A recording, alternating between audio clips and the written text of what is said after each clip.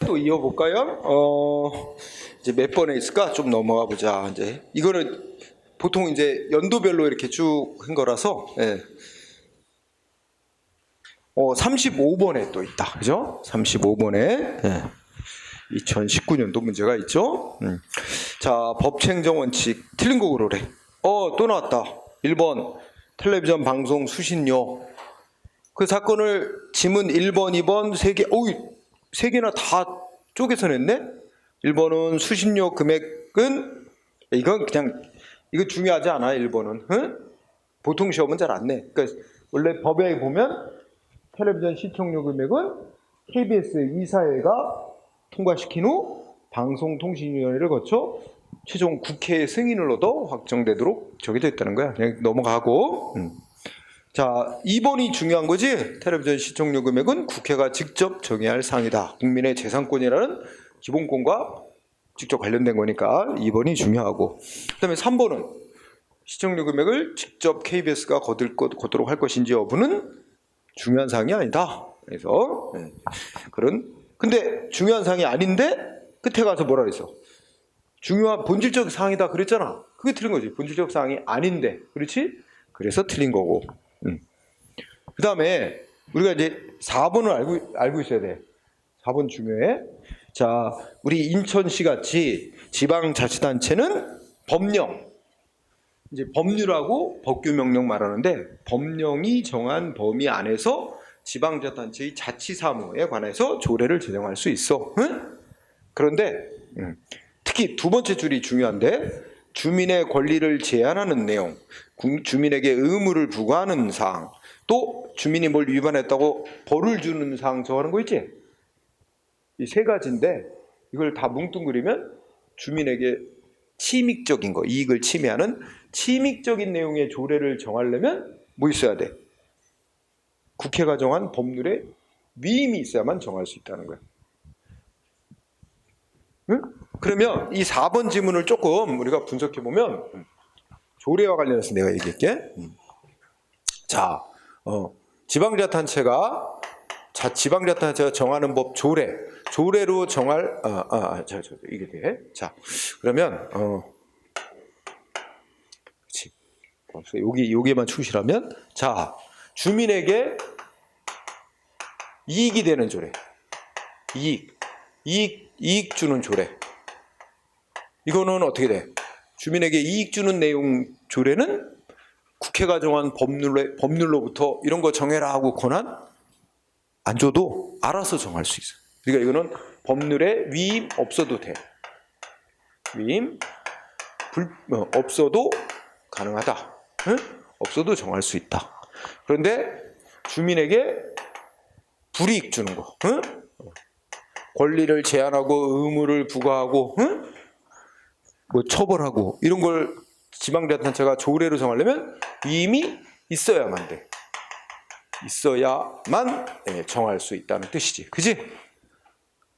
두 번째, 그러니까 첫째 줄을 보면 지방자치단체는 국가의 법이 정한 범위 안에서 조례를 정할 수 있다. 그래서 국가의 법령의 범위 안에서는, 국가가 정한 법령에 위반하지 않는 범위 안에서는 알아서 조례를 정할 수 있는데, 주민에게 불이익이 되는 내용의 조례는 그건 법률의 위임을 받아야만 정할 수 있다. 이 말이니까, 그리고 이익되는 조례는 법률의 위임이 없어도 된다는 거야. 응? 그리고 여기다가 하나 더하면 이때 여기에 법률의 위임이 있어야 된다는 얘기죠. 위임 있어야 된다. 응? 그리고 여기다 하나 추가하면 이때 법률의 위임은 어떻게 위임해도 되느냐? 뭐 이렇게 세세하게 안 정하고 뭐 대강만 법률에서 정해놓고 지방자치단체가 조례로 알아서 세부사항 정해라 이런 식으로 뭐 해도 돼? 포괄적으로 위임해도 돼. 위임이 허용된다. 포괄적으로 위임이 허용돼요. 응?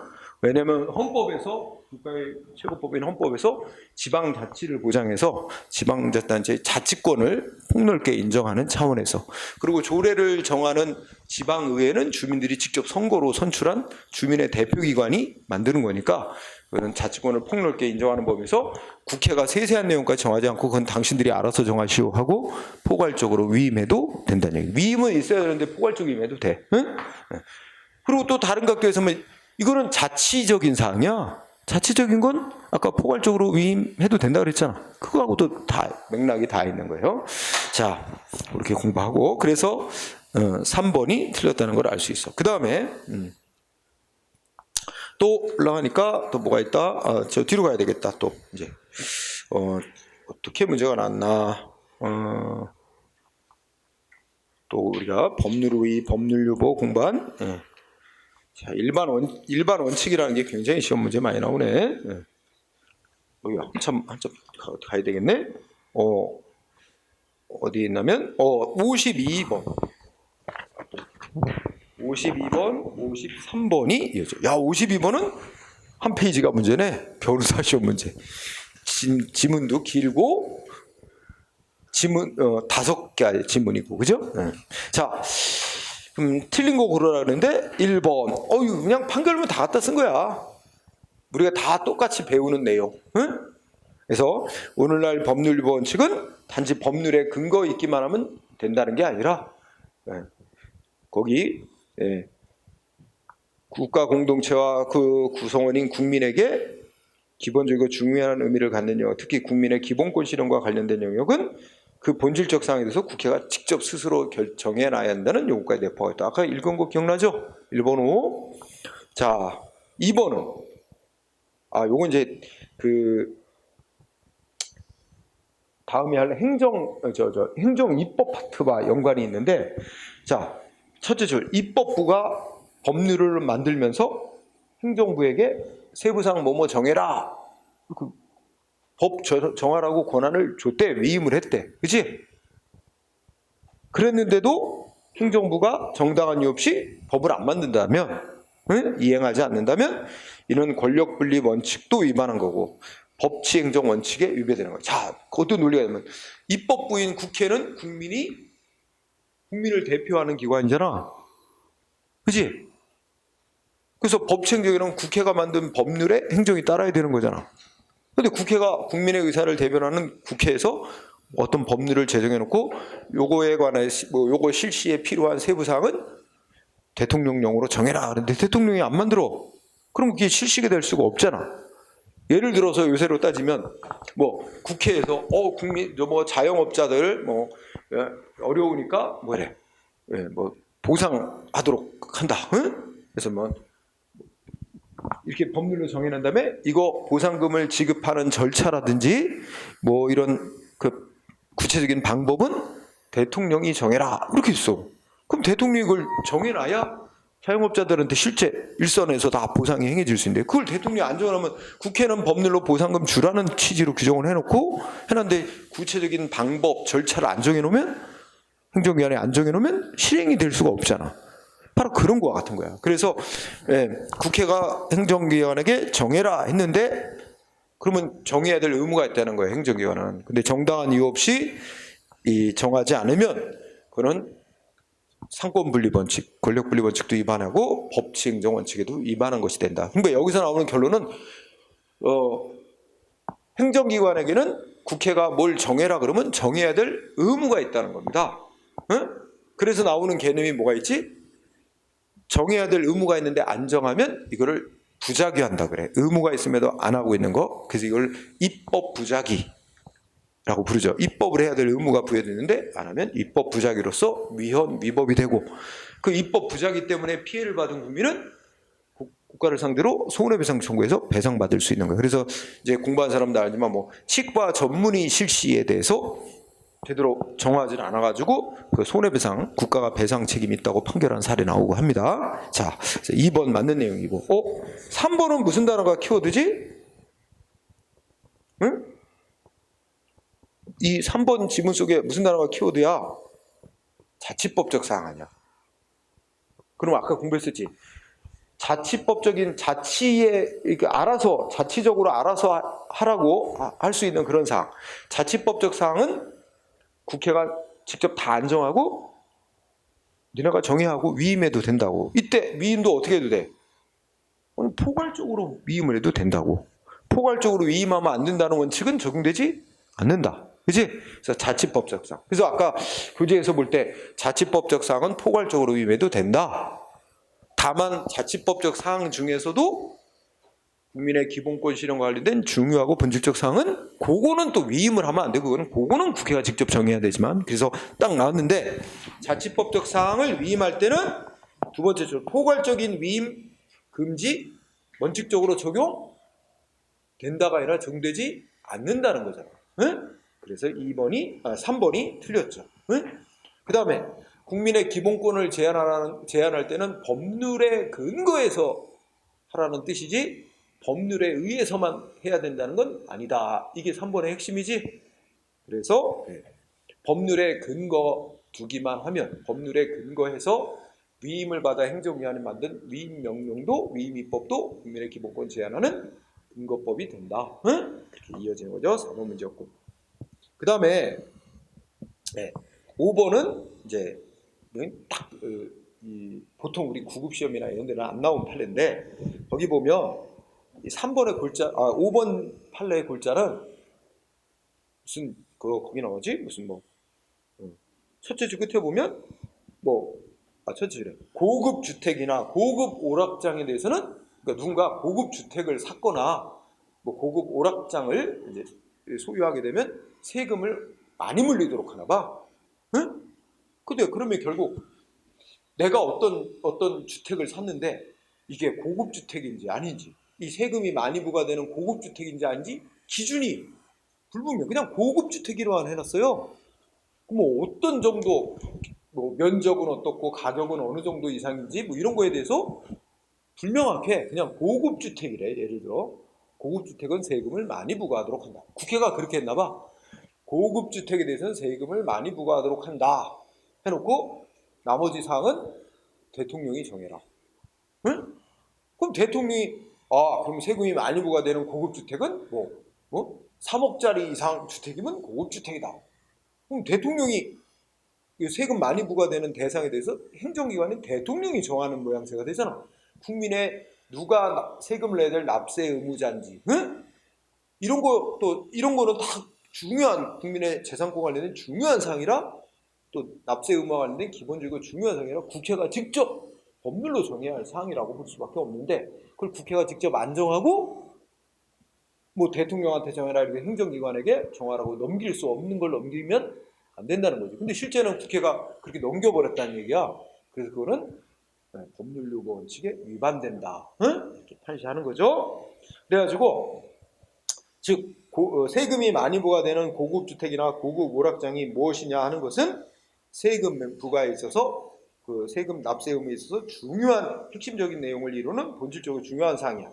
그러면 그에 대해서는 국회가 법률로 직접 정해야 할 사항이 되죠. 그렇게 정해놓지 않고 행정기관에게 대통령령으로 정하라 하는 식이지.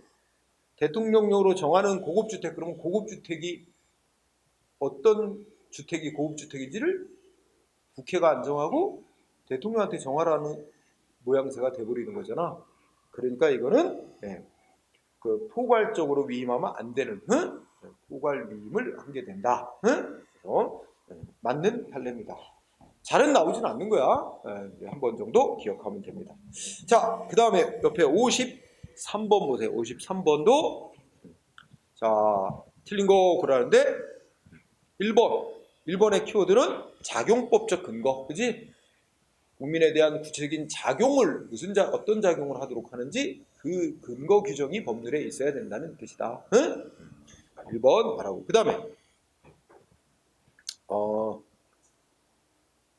4번도 아까 읽었었지? 국민이 자기 소득이 얼마였고 그래서 자기 소득 신고하고 또 신고해야 될 의무도 있고 또 자기가 계산해서 세금을 납부해야 될 의무까지 이렇게 정할 때는 그 신고 의무 불이행하면 어떤 처벌을 받게 되는지까지 다 국회가 법률로 직접 정해야 한다. 그러니까 이거지. 그리고 3번 질문은 자, 여기 행정기관이 여러분들이 행정인데 여러분들 공무원이라고 생각해요. 공무원이 딱 어떤 법을 집행을 하려고 보니까 법이 좀 문제가 있는 것 같아. 이 법, 이거 뭐 헌법에 어긋나게 잘못 만들어 놓은 법 같다고 생각이 드는 거야. 그 공무원이 법을 심사해가지고 이거는 헌법이나 뭐 상위법에 어긋나는 무효인 법이야. 나는 적용 못하겠어. 이 마음대로 행정공무원이 마음대로 이렇게 법 심사에서 적용 거부할 권한이 있을까 없을까? 없어요. 그 심사에서 이거 무효다 이렇게 판정 권한은 따로 다 정해놨지. 응? 그래서 국회가 만든 법률이 헌법에 위반되는지는 헌법재판소만이 심사해서 판정 권한 갖도록 하고, 그 다음에 나머지 법들, 뭐 대통령이 만든 법, 응? 대통령령, 장관이 만든 부령, 이런 나머지 법들은 우리 법원이 심사해서 이제 무효화할 수 있도록 이렇게 역할을 나눠줬습니다. 그래서 이렇게 우리 헌법 자체에서 이렇게 다 권한을 나눠줬는데, 행정부는 자기가 행정부는 법이 위법인지 심사해서 적용 거부권이 없어요. 응?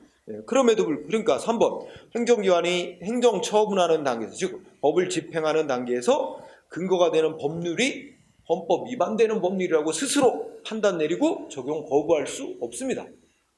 그거는 권력분리원칙상 허용될 수 없는 거다. 응? 당연한 얘기입니다. 자, 그리고 2번은 뭐냐면 원래 있지, 뭐 건축 허가라든지 허가 요건이, 그러니까 허가 신청을 했어. 그런데 법이 정한 허가 요건이 구비됐어. 정한 허가 요건 구비가 충족이 됐어요. 요건이 갖춰졌어. 신청 받고 보니까. 그러면 어떻게 해야 돼? 원칙은 허가해 줘야 됩니다. 응? 허가해 줘야 돼요.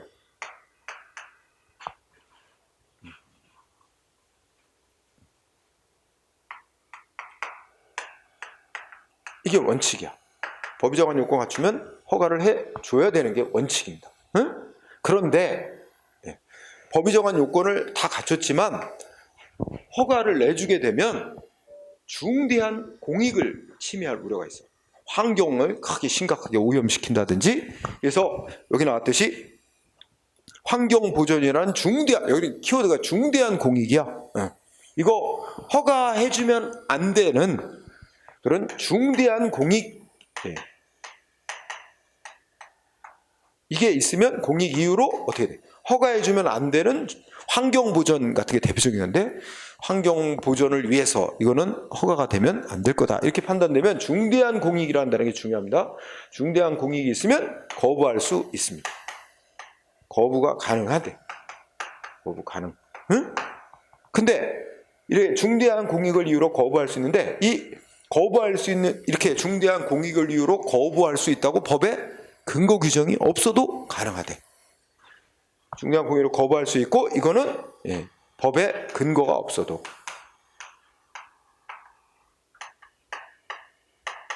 없더라도 중대한 공익을 이유로 거부할 수 있다. 응? 그래서 중대한 공익 상의 이유로 허가를 거부해도 할 수 있는데 허용 안 된다 그래서 X입니다. 이건 법률에 근거 없어도 할 수 있는 거로 판결을 하고 있거든. 그래서 2번이 X가 됐어요. 자, 그 다음에 또 뒤로 가보면 문제가 또 어디 있나 봅시다.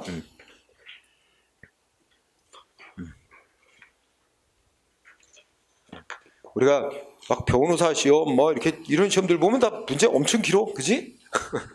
자, 60번에 또 문제가 나왔네요. 2019년에 서울시 7급 문제에서 나왔습니다. 자, 60번을 보니까 옳은 거 고르래요. 여기는 되게 짤막하게 냈다, 그죠? 자, 1번을 보니까 뭐 나왔어? 법률 우위라는 표현을 쓰고 법우위라고 썼네. 그건 출제자 표현하기 나름인데, 법률 우위라고 할지라도 그 법률은 위반해서는 안 되는 법 다 지칭하는 거라, 거기는 국회가 만드는 법률만 위반해서 안 되는 게 아니라 뭐 행정기관에 만든 법규명령, 또 관습법, 이런 불문법도 다 위반하지 말아야 될 법에 포함되는 거죠? 네, 맞습니다. 그 다음에 그래서 1번이 맞는 내용이 된 거야. 그럼 2번은 왜 틀렸어? 첫째 줄 순서가 바뀌었지?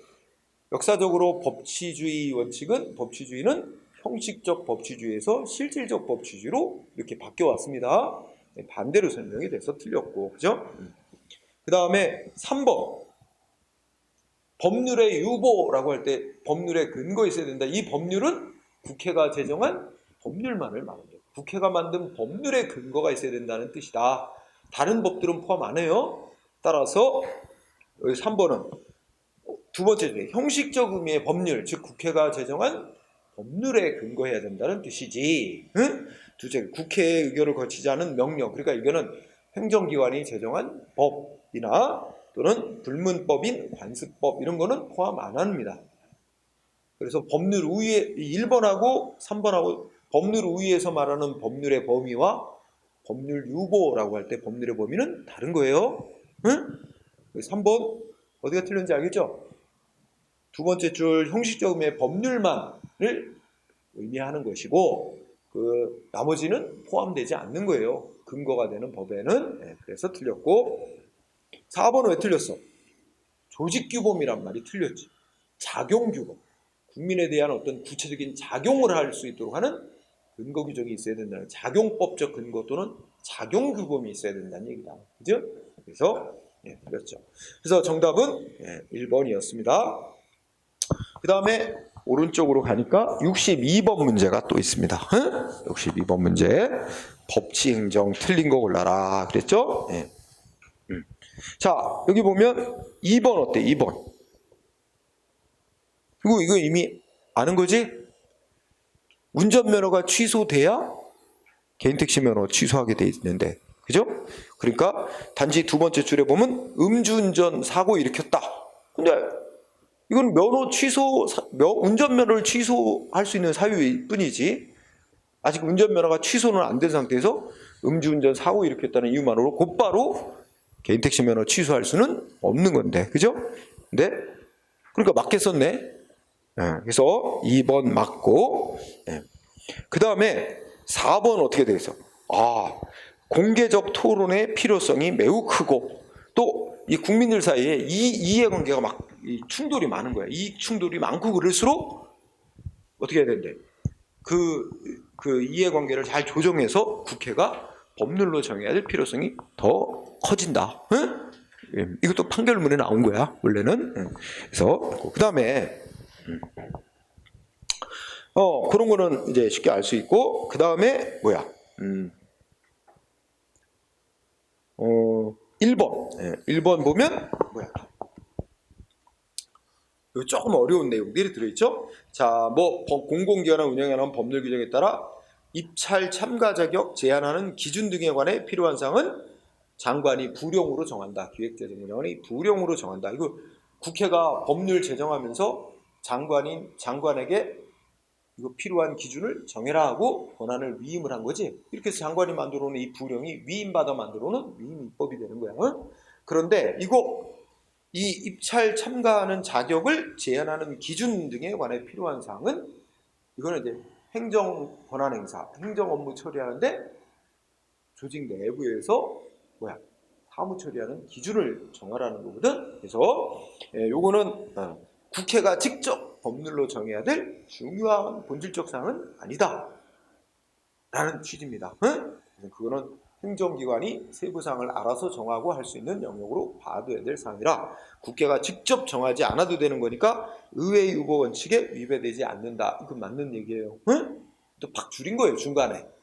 여기 이제 이 정한 부분은 하고 거기 쫙 판결문에 설명이 있는 거야. 부분은 이러이러함으로 거기 들어가는 게 이제 이거는 행정 내부의 사무처리 기준 정하라는 것뿐이고, 원래 법률에는 중요한 사항들을 다 정해놨고 조직 내부의 사무처리 기준 세부 사항 정하라고 하는 거에 불과해서 국민의 권리와 의무에 관련된 중요하고 본질적 사항이라고 볼 수는 없기 때문에 라는 말이 이제 원래 있는데 출제는 그렇게 길게 못 내니까 뺀 거야. 그러고 나서 이제 그렇기 때문에 국회가 직접 법률로 정해야 할 사항은 아니기 때문에 의회가 안 정했다도 국회가 직접 법률로 안 정했어도 이렇게 위임을 했어도 위배되는 거 아니다. 그런 취지고 그러면 1, 2, 4번 했고 2번하고 5번인데 3번하고 5번 남았지? 3번 틀렸어요. 3번 왜 틀렸냐면 여러분 우리 조직상 군대는 이 명령 보충 체계가 좀 더 엄격하죠. 상대적으로. 그래서 상관의 명령에 불복종하면 엄하게 처벌합니다. 응? 특히 군대의 특성. 우리 영화에서 그러시. 응? 그 상관이 돌격했는데 안 해. 상관의 명령에 불복종하면 전쟁 났을 때 같으면 그 자리에서 총살해도 돼요. 재판도 안 거치고. 응? 그죠? 군대 조직의 특성상 상관의 명령에 복종해야 되는 의무가 더 많이 강하게 요구되는 조직이 군대 조직이라는 거예요. 응?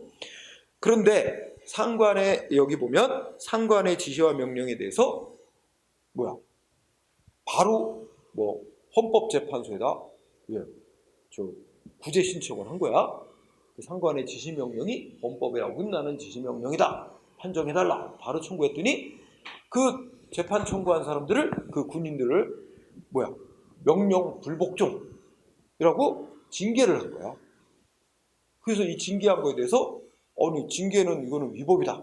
아니 기본적으로 군인도 국민의 한 사람 아니야.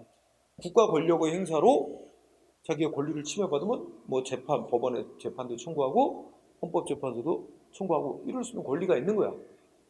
다만 이제 일반 국민보다는 이제 군대 조직의 특성 때문에 좀 더 복종 의무가 강하게 많이 요구되기는 하지만 그렇더라도 이것처럼 여기 써 있는 것처럼 상관의 지시와 명령에 대해서 재판 청구를 하기 위해서 반드시 군인 복무규율이라고 대통령이 정한 법인데 군인 복무규율이 정한 바에 따라 조직 내부에서 이렇게 시정하기 위한 절차를 반드시 먼저 거쳐야 되느냐? 그건 아니라는 거예요. 응?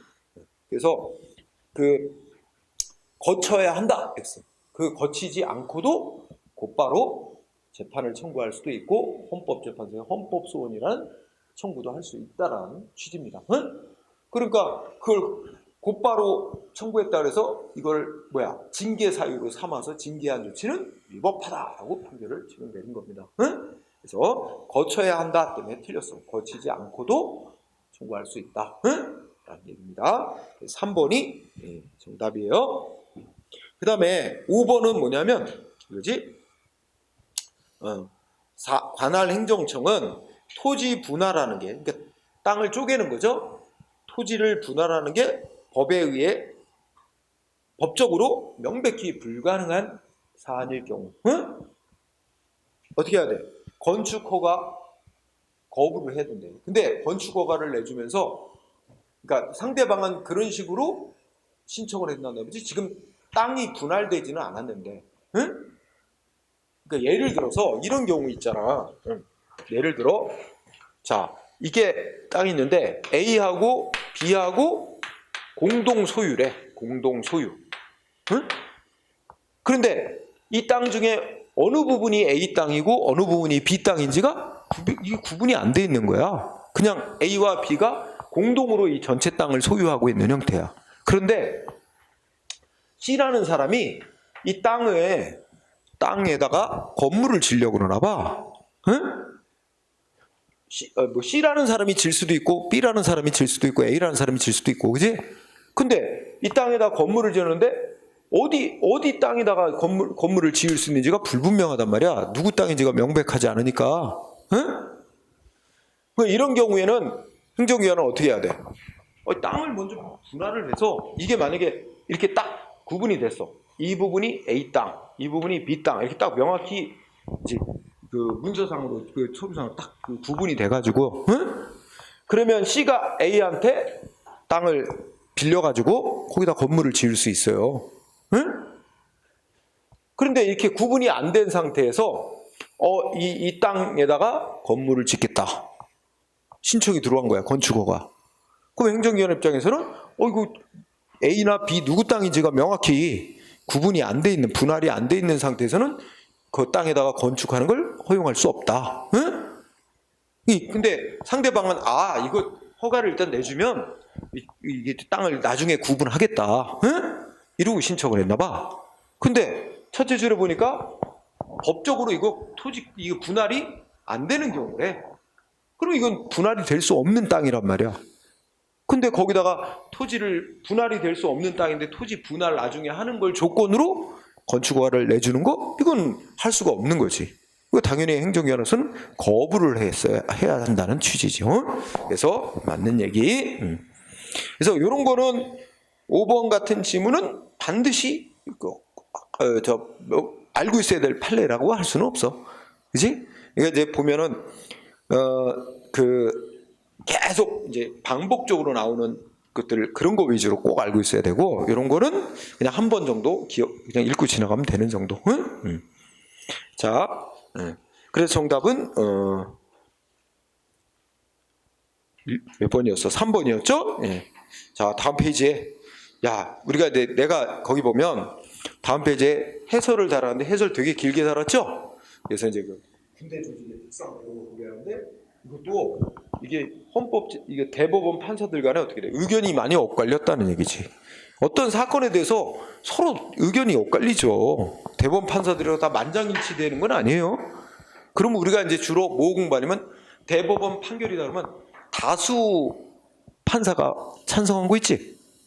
그 다수 의견이 우리가 공부하는 대법원 판결이라고 하는 겁니다. 그래서 요 문제는 아까 3번 지문은 대법원 판사 소수가 제시한 의견을 낸 거죠. 소수 의견은 대법원의 최종적 의견이 아니야. 우리가 대법원 판례 공부하면 다수 의견을 공부하는 겁니다. 네. 자, 그런 차원에서 얘기한 거. 그 다음에 또 뒤로 가니까 또 어디 있죠? 문제가 최근에 저기 뒤에 한번 66번에도 있네요. 66번에도 법률 유보 원칙을 또 문제 냈죠? 66번에. 네. 나온 거 또 나왔다. 1번, 2번 나온 거 또 나왔네. 그지? 1번 법률 유보 원칙은 법률에 근거한 규율뿐만 아니라 법률에 의한 규율을 요청한다. 응? 따라서 국민의 기본권을 제한하려면 반드시 법률에 의해야 한다? 문제 있지? 틀렸지? 첫 번째 줄부터 틀렸어. 법률에 근거한 규율을 말하는 거지. 법률에 근거해서 하라는 거지 법률에 의해서 하라는 말은 아니다. 응? 첫 번째부터 틀렸어요. 그죠? 그리고 따라서 그러니까 셋째 줄도 틀리지. 국민의 기본권을 제한하는 법의 형식은 꼭 법률로만 해야 되는 건 아닌데 법률이어야 된다. 법률일 것을 요한다. 이 말이 돼버린 거잖아. 그래서 틀렸어요. 1번. 바로 또 답이 나왔어요. 이렇게 앞에는 맞게도 하지만 이런 문제 또 틀리게도 하고. 그지? 이 부분 이거 판례 되게 중요한 거야. 이건 계속 나와. 응? 그 다음에 2번은 쉬워. 법률 유보 원칙 중요한 사항은 국회가 직접 정해야 된다. 그지? 그 다음에 3번은 이제 위임 입법이라고 그랬잖아. 요거는 이제 행정 입법 파트는. 그러니까 원래 국민의 권리와 의무에 관한 사항은 국회가 법률로 정해야 되는 게 원칙이지. 다만 이제 세부 사항은 어떻게 돼? 행정기관에게 정하라고 위임할 수도 있어. 그지? 세부 사항은. 근데 위임을 할 때도 원래 포괄적으로 위임하면 안 되고 뭐에 대해서 정해라. 그 대상을 이제 어떤 특정 대상을 법률에 명시해야 돼. 뭐에 대해서 정하라고. 응? 그 대상을 특정해서 위임을 해야 되는데 그거를 이제 개별적으로 위임한다 그러고 그 다음에 구체적으로 위임해야 돼. 그러니까 뭐뭐뭐뭐에 대해서까지 뭐뭐뭐뭐를 정할 것인지에 대해서 행정기관이 정할 사항이 뭐뭐인지를 법률에 딱 명시를 해줘야 돼. 뭐뭐에 대해서 정해라. 응? 이렇게 구체적으로 이제 위임을 해야 하는 거야. 응? 그래서 우리가 아까 다시 정리하면 예를 들어 우리 국가행정기관 누구지? 국가행정기관 대통령. 응? 대통령에게 대통령령으로 뭐 정해라. 국무총리에게 뭐 정해라. 총리령으로 정해라. 장관에게 부령이래. 장관에게 뭘 정해. 에게 위임을 할 때는 위임할 때는 절대로 포괄적으로 위임하면 안 돼. 응? 포괄적으로 위임 절대 안 돼. 불가. 포괄적으로 위임하는 거 절대로 안 된다. 절대 이거 뭐 아이디어 이게 보세요. 절대 불가. 왜 절대 불가냐? 우리 권력분립 해놨잖아. 국민의 권리를 명하서 국회가 법률로 정해야 되는 거고 행정기관은 그 만들어진 법률을 충실히 집행하는 게 원래 기본 임무예요. 그런데 국회가 어떻게 돼? 국민의 권리와 의무에 관한 상인데, 그치? 그걸 제대로 안 정하고 행정기관에게 정해라 넘겨버리면 뭐가 되는 거야? 법 집행권이 있는 행정기관에게 법 만드는 권한까지, 국민의 권리와 의무에 관한 법 만드는 권한까지 니네가 다 가져라 넘겨버리는 게 되잖아. 그러면 기본적으로 권력분리 원칙이 어긋나고 국민이 국회에게 부여된 권한을 국회가 제대로 행사하지 않는 게 되는 거야. 그래서 헌법이 어긋나는 거야. 응? 국회는 입법권 부여받은 걸 포기하는 게 되는 거지? 이러면 안 된다는 얘기지. 그러면 행정부 힘이 너무 세지잖아. 지네가 법도 만들고, 지네가 알아서 법도 만들고 법도 집행하게 되니까 이게 절대 불가. 그지? 그런데 아까 공부했지만 뭐 했어? 우리가 아까 뭐 있죠? 국가유공자 단체 같은 공공단체에게, 응? 공공단체에게 뭐야? 자치법적 사항을 위임할 때는, 응? 자치법적 사항 위임하는 경우, 이때는 어떻게 돼도 돼? 이때는 포괄적 위임 가능하잖아. 그지? 포괄적 위임이 가능하지. 그리고 이때 공공단체에 지방자치단체도 포함하는 거고, 지방자치단체에게 조례로 주민의 권리 의무에 관한 뭐뭐 정해라, 이거 위임할 때도 주민의 권리를 제한하고 의무를 부과하고, 벌칙 정하는 거 정하라고, 조례로 정하라고 국회가 법률로 위임할 때 어떻게 해도 돼? 포괄적으로 위임해도 된다 그랬잖아. 이것도 자치법적 사항, 즉 조례로 정하라고 위임할 때도 지자체, 지방자치단체에게 조례로 정하라고 위임할 때도 포괄적 위임하는 경우는 포괄적 위임이 가능하다.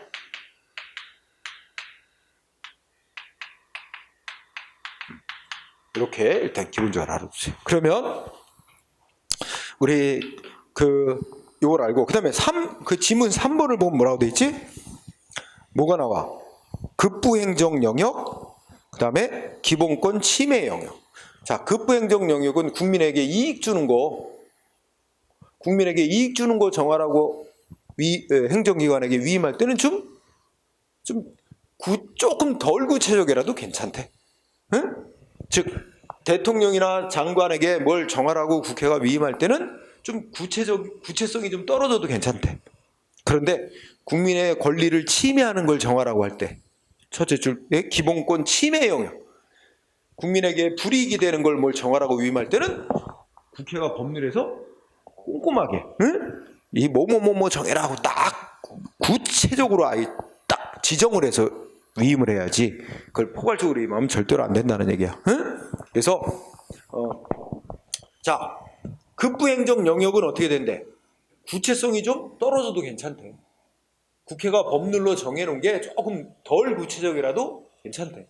근데 국민의 권리를 침해하는 사항을 행정기관에 정하라고 위임할 때는 국회가 법률로 아주 구체적으로 정해서 위임을 해야 된다는 거야. 응? 반대로 얘기하면 침해하는 사항을 정하라고 할 때는 아주 매우 구체적으로 정해놓고 위임해야 된다, 이런 얘기지. 법률에 정해놓고. 그리고 두 번째 끝에 보면 뭐야? 다양한 사실관계를 규율하거나 사실관계가 수시로 변화될 것이 예상되는 영역, 응? 행정 분야 중에 그런 영역은 이거 뭔가 환경 변화, 이 사정 변화에 따라 그때 자주 바뀌어야 될 필요성이 있는 영역, 이런 문제, 이런 거는 행정기관에게 어느 정도 좀 권한을 많이 주는 차원에서 얘네가 좀 알아서 정하거라 그래서 좀 덜 구체적으로 위임해도 된다는 거예요. 응? 그래서 문장 구조상 뭐 특별한 거는 없지. 응? 그래서 맞고, 그 다음에 4번은 이거 얘기한 거지.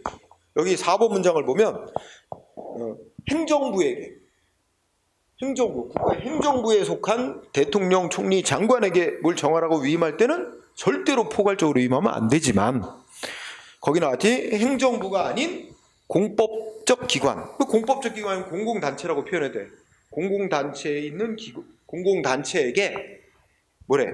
자치법적 사항을 정관으로 정해라 위임할 때는 포괄적으로 위임이 가능한 거죠. 허용되죠. 그러니까 포괄적 위임 금지는 원칙적으로 적용되지 않는다. 그지? 하여튼 핵심 단어는 자치법적 사항이야. 자치법적 사항이 나오면 포괄적으로 위임하는 거 허용된다. 응? 그 다음에 이제 지문 5번은 뭐가 되냐면 시행령이라고 나왔잖아. 그 시행령자가 붙는 법은 보통 대통령이 만든 대통령령이야. 응? 그리고 모법이라고 하는데 어미 모자를 쓰는 거니까 그 모법인 법률에서 국회가 법률에서 대통령한테 뭐 정해라 이게 위임을 했다는 얘기지, 그지? 그러면 정할 수 있는 권한을 부여받은 대통령은 어떻게 해야 돼? 법률이 정하라고 한 권한을 준 범위 내에서 정해놔야 되는 거지. 정하라고 하지도 않은 걸 지멋대로 막 정하면 정할 수 없는 거지. 그 얘기야. 그래서 대통령령은 모법인 법률에 의해서 뭐 정하라고 위임받은 사항, 이 위임받은 사항 정해놓는 걸 위임명령이라고 칭하고, 또 행정위원회 기본 임무는 법률을 집행하는 일. 여기 시행이 이제 시행이 돼. 법률을 집행하는 데 필요한 집행 절차라든지 이런 세부 사항만 정할 수 있는 거지. 핵심은 셋째 줄이지. 핵심은 셋째. 법률에 위임이 없는데도 법률이 정하고 있는 우리 국민 개개인들의 권리 의무에 관한 내용을 행정기관이 지멋대로 변경해 놓거나 법률에 규정되어 있지도 않은 내용을 마음대로 대통령이라고 해서 마음대로 규정해 놓을 수는 없는 거다. 이렇게 되면 그런 입법의 범위를 벗어나서 행정기관이 국가행정기관이 지멋대로 국민의 권리 의무에 관해서 멋대로 정해놓는 게 돼서 이건 허용될 수가 없는 거다. 만약에 이렇게 만들어 놓은 대통령령이 있다면 이거는 이제 헌법 위반이다, 법률 위반이다 신청 들어가면 당연히 위헌 판정을 내립니다. 그죠? 무효화시키죠. 자, 그런 내용이고, 그 다음에 뒤에 가니까 또 뭐가 있더라? 문제가 또 있나 봅시다.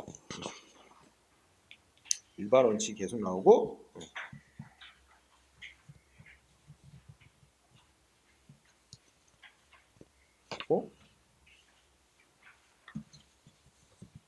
실시법.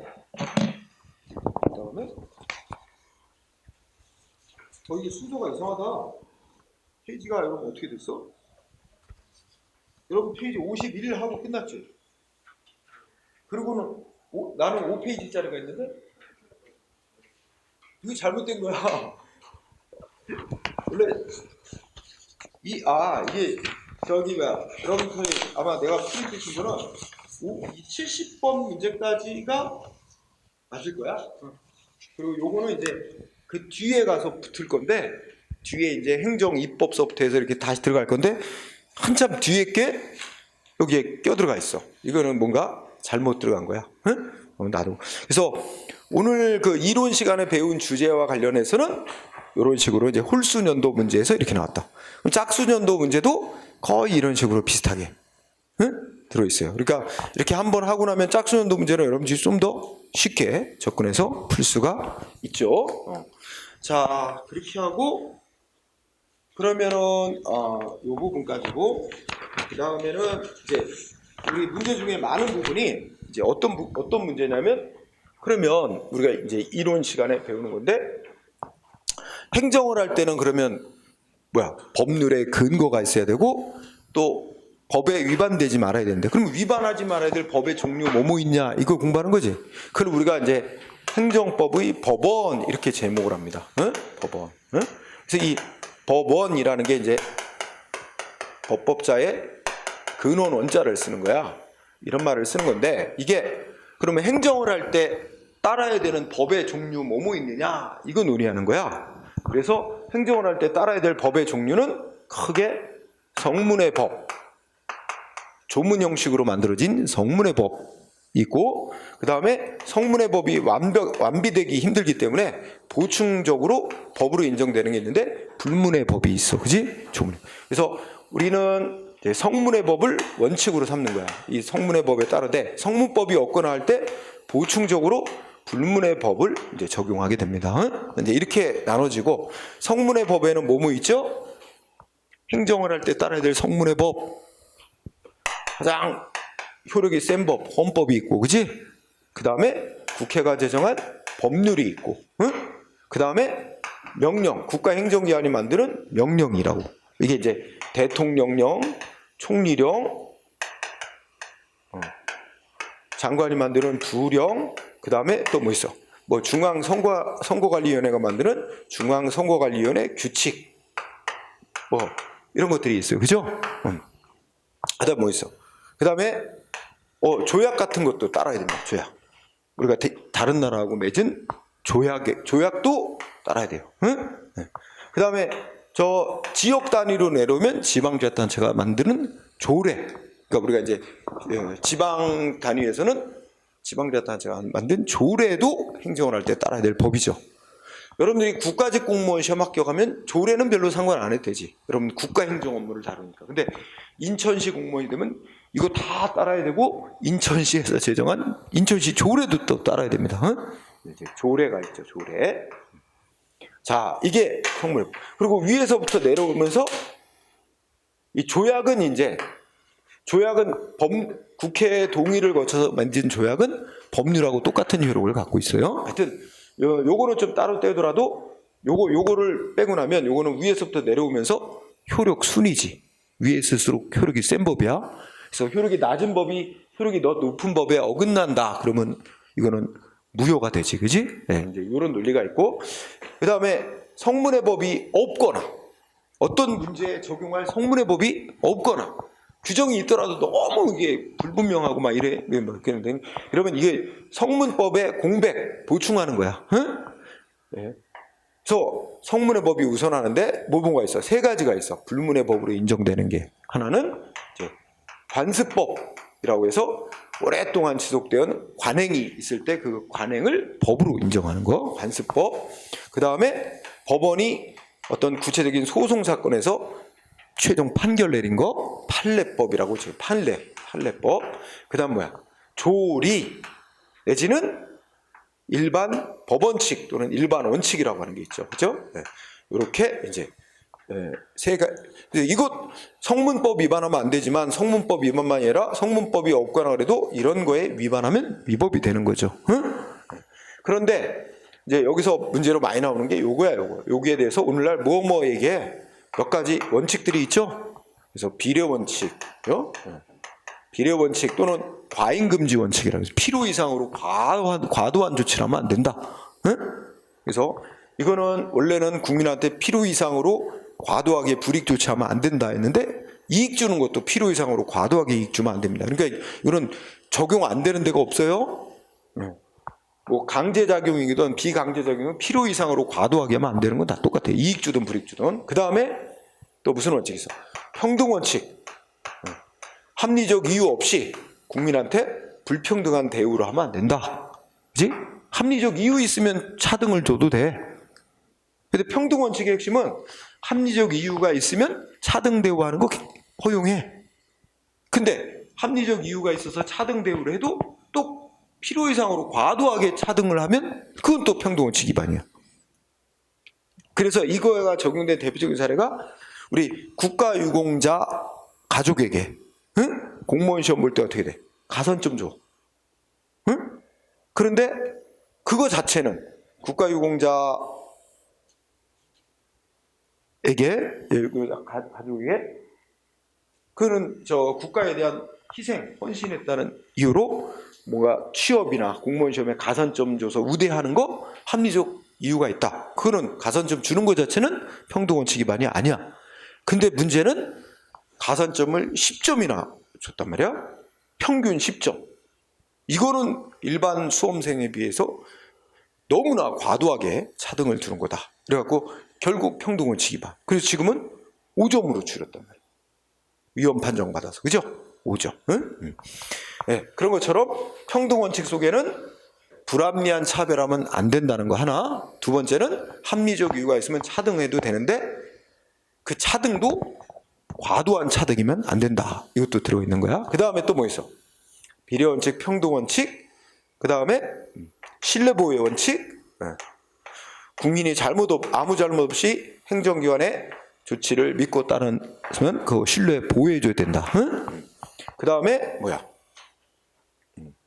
또 무슨 원칙 있어요? 우리 이런 원칙도 있어. 행정의 자기구속 원칙이라는 것도 있어. 이것도 기억나죠? 자기구속 원칙, 자기구법리. 그래서 행정기관이 과거에 똑같은 어떤 업무 처리를 쭉 해왔어. 그죠?